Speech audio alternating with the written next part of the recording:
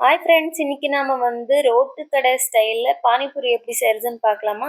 ரொம்ப ஈஸியாக நம்ம வீட்லயே செஞ்சுக்கலாம். அதுக்கு தேவையான இன்க்ரீடியன்ஸை பார்க்கலாம் வாங்க. பாயில்டு பண்ண 2 பொட்டேட்டோவை நான் ஸ்மாஷ் பண்ணி வச்சிட்ருக்கேன்.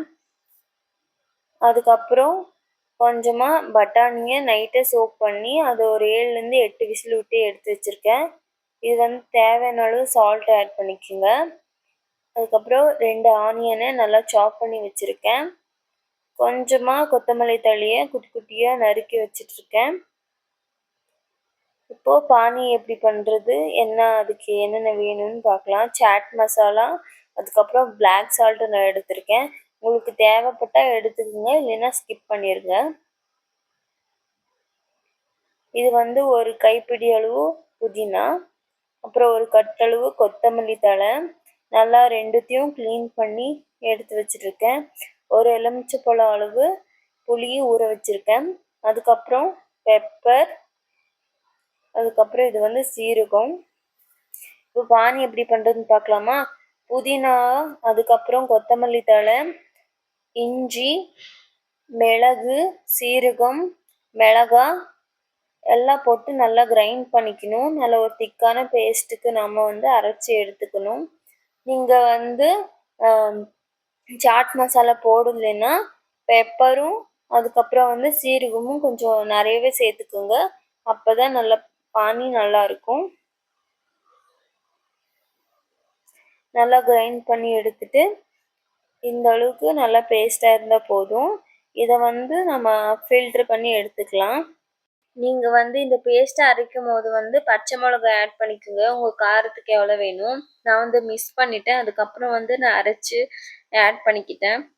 அது இல்லைன்னா டேஸ்ட் அவ்வளோக்கா வராது. நீங்கள் மறக்காமல் ஆட் பண்ணிக்கோங்க. அதுக்கப்புறம் நமக்கு எவ்வளோ தேவையோ அவ்வளோ தண்ணி நான் ஆட் பண்ணிகிட்ருக்கேன். இப்போ நான் ஒரு 2.5 கிளாஸ் அளவு நான் தண்ணி ஆட் பண்ணியிருப்பேன். அதுக்கப்புறம் புளியை நம்ம கரைச்சி வச்சுருந்தோம் இல்லையா, அதை நான் ஆட் பண்ணிட்டேன். அதுக்கப்புறம் நான் சாட் மசாலா ஆட் பண்ணிகிட்ருக்கேன். நான் ஒரு 1/2 டீஸ்பூன் நான் ஆட் பண்ணிக்கிட்டேன்.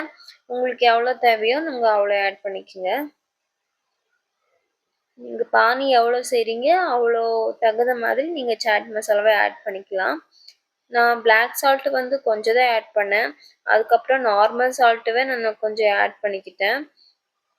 நான் ஒரு 1/2 லெமனை ஸ்க்வீஸ் பண்ணி போட்டுக்கிட்டேன்.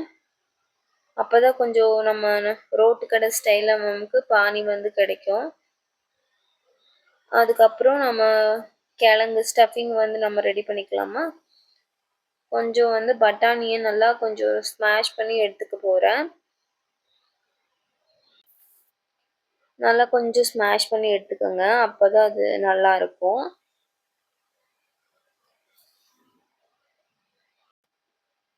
நல்லா ஃபுல்லாக ஸ்மாஷ் பண்ணக்கூடாது.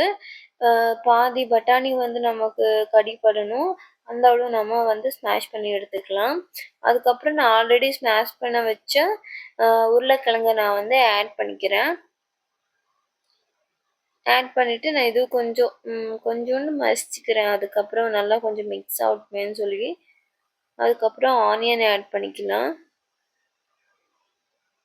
நான் ஒரு 1.5 ஆனியன் ஆட் பண்ணியிருக்கேன். இன்னும் கொஞ்சம் நான் அதுக்கப்புறம் பானி பூரி சாப்பிடும்போது கொஞ்சம் ஆட் பண்ணிக்கலாம்னு சொல்லிட்டு வச்சுட்டேன். கொத்தமல்லி ஆட் பண்ணிக்கோங்க. அதுக்கப்புறம் கொஞ்சம் சால்ட்டு. நான் உருளைக்கிழங்கு பட்டாணி வேக வைக்கும் போது கொஞ்சம் சால்ட் போட்டிருந்தேன். அதுக்காக இப்போ கொஞ்சமாக நான் ஆட் பண்ணிக்கிறேன்.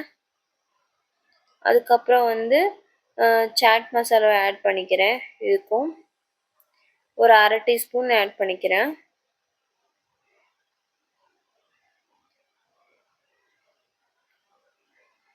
இது ரெட் சில்லி பவுடர்.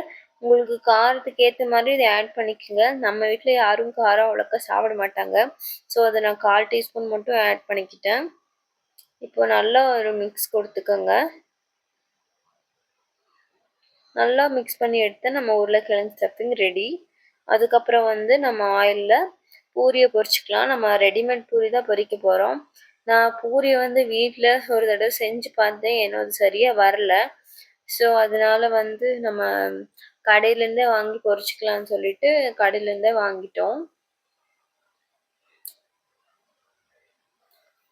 இப்போ பூரி வந்து ரெடி ஆயிடுச்சு. பானிபூரி எப்படி இருக்குன்னு பார்க்கலாமா? ஃபஸ்ட்டு அந்த பூரியோட இதை உடச்சிட்டு உள்ள அந்த உருளைக்கிழங்கு ஸ்டஃபிங் வச்சு அதுக்கு மேலே ஆனியனை போட்டு கொஞ்சம் மிக்சரும் போட்டு பானியில் வந்து டிப் பண்ணி சாப்பிட்டா அவ்வளோ சூப்பராக இருந்துச்சு. எங்கள் வீட்டில் வந்து நான் செய்யவே எல்லாம் காலி பண்ணி விட்டுட்டாங்க. அவ்வளோ சூப்பராக இருந்துச்சு. எங்கள் வீட்டில் இருக்கிறவங்களுக்கு எல்லாருக்கும் ரொம்ப பிடிச்சிது. உங்களுக்கும் இந்த பானிபூரி பிடிச்சிருந்தா நீங்களும் வீட்டில் ஒரு தடவை செஞ்சு ட்ரை பண்ணி பாருங்கள்.